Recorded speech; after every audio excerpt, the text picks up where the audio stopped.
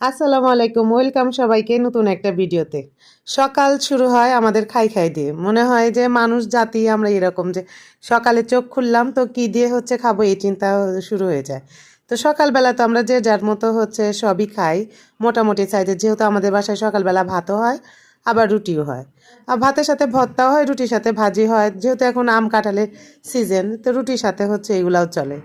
তো আমার ছেলেটা আবার অন্যরকম, সকালবেলাতে তার কোনো কিছুই খাইতে ইচ্ছে করে না, কোনো কিছুই খাইতে ইচ্ছে করে না। এদিকে ওর দাদি অত্যাচার করে খাওয়ানোর জন্য। তো কি করব, খুব জোরাজোরি করে রিকোয়েস্ট করে শেষমেশ সে গরম ভাতই শুকনা মরিচ দিয়ে মেখে খাবে। তো শুকনা মরিচ পোড়ায় দিয়ে আমি ভাতটা মাখাই দিলাম। তো এই শুকনা মরিচ পোড়াটা কিন্তু পোড়ানো যে যায় এটা কিন্তু আমি কোনোদিনও জানি নাই। ফেসবুকে একদিন দেখি যে এক বিদেশি বাঙালি বিদেশে থাকে, সে ভাত খাবে শাক ভাজি দিয়ে। তখন দেখলাম যে শুকনা মরিচ জাস্ট চুলার উপরে এরকম এরকম করে হাত দিয়ে ঘুরালো আর সুন্দর মতো পোড়া হয়ে গেছে। মানে আগে আমি জানতাম যে শুকনা মরিচ সবসময় তেলে টেলে নিতে হয়, আর এরকম যে পোড়ানো যায় একদম শর্টকাটে চটজলদি হয়ে যায় এটা আমি জানিনি। এটা জানার পর থেকে এখন আমি প্রায় সেই এইরকম করে দুই একটা যখন কাঁচামরিচ কি বলি শুকনা মরিচ লাগে তখন ওই যে চুলার উপরে দিয়ে পান্তা ভাতের সাথে ডলে খেয়ে নিই, বা যে কোনো কিছু মাখানো খাওয়ার পেয়ারা মাখা টাকা বা আমরা মাখা টাকা এগুলা হলে ওই রকম করে পোড়ায় নিই। তো মোবাইল দেখলে যে শুধু মানুষ খারাপ জিনিস শেখে তা কিন্তু না, অনেক কিছু শেখে। যেরকম ইউটিউব দেখে এ পর্যন্ত আমি যে ননস্টিকিতে মাছটা ভাজি করতেছি এটা যে নষ্ট হয়েছে ইউটিউব দেখে।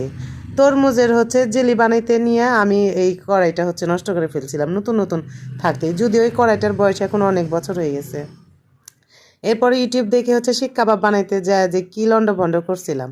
এ পর্যন্ত ইউটিউব দেখে যা বানাইছি সব নষ্ট করছি।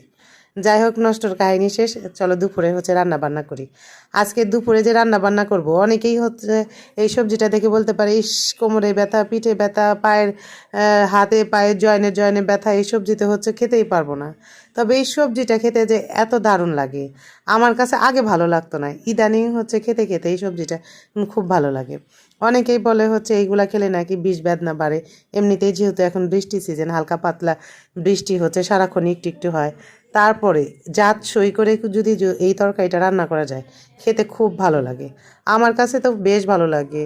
ইস্তাকে দাদু খাওয়ার সময় বলতেছে যে তরকারিটা হালকা মশলা দিয়ে ঝোল করছো, খুব মজা হয়েছে। এদিকে ছেলে হরলিক্সের প্যাকেট কিনে নিয়ে আসছে, যদি আমার ছেলের এত বড় বয়সে সে হয়তো 2টা হরলিক্সের কোটা খাইছে। তাকে ডাক্তার ছোটোবেলায় এই হরলিক্স সিনেলাক্স এগুলো খাইতে মানা করছে, কিন্তু ছোট মানুষ তো দেখা যায় যে একটু একটু তো খাইতে ইচ্ছে করে। তো হরলিক্সের প্যাকেট কিনে এনে